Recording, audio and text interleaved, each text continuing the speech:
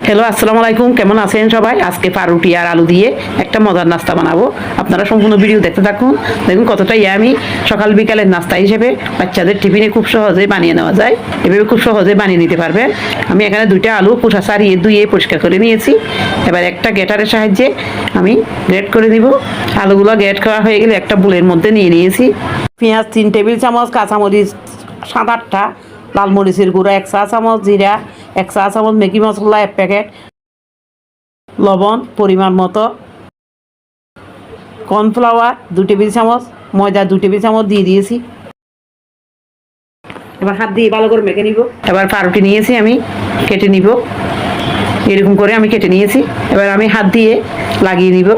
অপর পাশেও আমি পাউরুটিতে এভাবে লাগিয়ে নিব। এভাবে সম্পূর্ণ লাগানো হয়ে গেলে একটা প্লেটের মধ্যে আমি তেল ব্রাশ করে দিয়েছি যেন লেগে না যায়। সবগুলো আমি এভাবে বানিয়ে নিয়েছি। এবার একটা ফ্যানের মধ্যে রান্নার রেগুলার তেল গরম করে দিয়েছি।